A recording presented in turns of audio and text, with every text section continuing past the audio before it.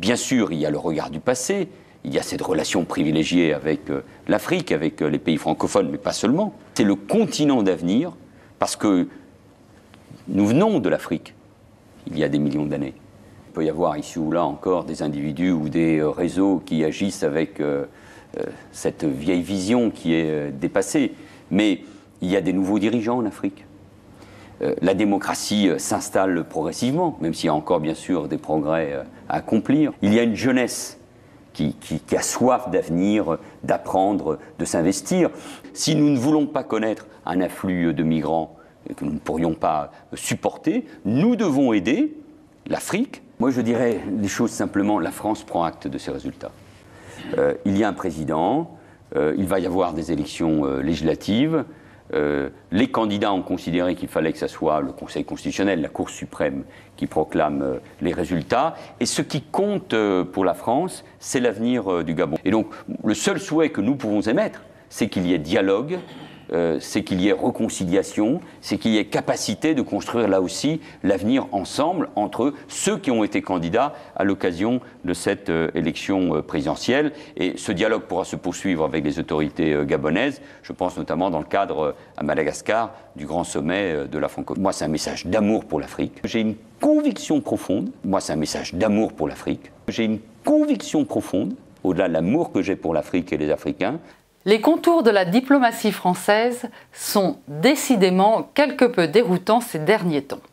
Le président François Hollande n'hésite pas à décocher des flèches à tout va, à ses proches collaborateurs, comme en direction de théâtres lointains, tels la RDC ou la Syrie. Mais paradoxalement, il reste bien silencieux sur le cas Gabon, laissant à son ministre des Affaires étrangères et maintenant à son Premier ministre le soin de faire le job. Alors Henri, que se passe-t-il vraiment au sommet de l'exécutif français? Vous savez que c'est un très grand classique de la politique française que de s'oxygéner à l'international pour reprendre l'initiative sur le plan intérieur. Et le moins que l'on puisse dire, c'est que François Hollande est plutôt malmené à l'heure actuelle. C'est vrai que ces écarts entre une position et une autre, souvent contradictoires, cachent un certain désarroi, surtout une difficulté de pouvoir proposer une diplomatie qui soit à la fois cohérente et qui tienne réellement compte de ces beaux principes que la France a toujours voulu défendre, d'ailleurs, sur des dossiers importants. Et je pense que, de ce point de vue-là, le Gabon ne déroge pas à la règle.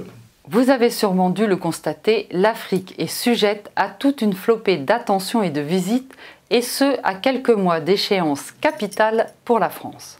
Manuel Valls, lors de son voyage dans plusieurs pays d'Afrique, a saisi l'occasion pour se positionner comme présidentiable. S'il a dû surprendre l'Élysée, il a vis-à-vis des citoyens gabonais créé également la surprise. Lui qui avait ouvertement donné une opinion négative quant à l'élection d'Ali Bongo. Il se ravise aujourd'hui et incite au dialogue et à la mise en place des élections législatives. Y a-t-il un lien de cause à effet? Les avis sont partagés. Quel est le vôtre, Henri?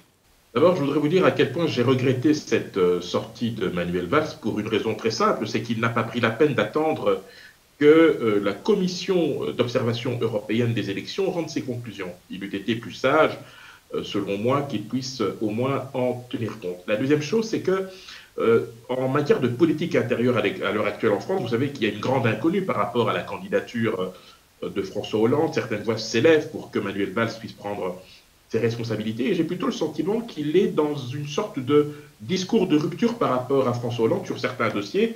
Il y en aura certainement qui seront, je dirais, mis sur la place publique. Mais l'exemple du Gabon est assez symptomatique, puisque dans un premier temps, effectivement, on a eu le sentiment que la France prendrait ses responsabilités, notamment en demandant, ça a été fait, hein, il faut quand même le leur reconnaître, qu'il y ait un recomptage des voix, appelant même à ce qu'il y ait une prise en compte rationnelle de l'intérêt bien compris du peuple gabonais. Et puis là, évidemment, cette sortie malheureuse qui, à mon avis, s'inscrit davantage dans une tactique politicienne, peut-être pour prendre le contre-pied de ce que le ministre des Affaires étrangères, Jean-Marc Ayrault, avait prise, et surtout le contre-pied de François Hollande, qui est resté très hésitant sur ce dossier. Sur les réseaux sociaux, les intérêts politiques ont été rapidement mis de côté pour faire référence à des dossiers beaucoup plus sulfureux. Mais au-delà des intérêts des uns et des autres, le choix de mise en place d'élections législatives est-il une bonne option pour le Gabon, sachant que la validité de ces élections se fera au final par celle par qui le scandale est arrivé? Il n'est pas question de raser gratis, de tourner la page et de passer à autre chose. Le contentieux reste pendant. Il y a, me semble-t-il, une forte volonté du peuple gabonais de voir, je dirais, le vrai résultat concrétisé par, je dirais, la mise en place du vrai président élu, devrais-je dire. Il y a aussi une nécessité, selon moi, d'épuiser toutes les voies de recours diplomatiques, car vous savez qu'il y a des échéances, notamment sportives, dans les prochaines semaines au Gabon. Il faudrait, là aussi, c'est un levier pour faire pression. Il y a aussi le levier européen, puisque vous le savez, je parlais tout à l'heure du fameux rapport de la mission d'observation électorale, mais il y a aussi un certain nombre de griefs qui ont été formulés contre Ali Bongo et qui méritent d'être, je dirais, examinés. Les élections législatives arriveront en leur temps, mais il n'est pas question aujourd'hui de les décréter au motif que ce soit une des solutions pour sortir de la crise. La réponse Jean Ping a été claire. Ce n'est pas parce qu'Ali Bongo s'est autoproclamé vainqueur que le peuple gabonais ne réclamera plus le respect de son vote. Ali Bongo a perdu et il doit partir. La déclaration du Premier ministre Manuel Valls n'engage que lui. Le peuple gabonais doit être écouté, sans quoi le rapport de force s'instaurera dans une violence toujours plus croissante. C'était netinfo.tv.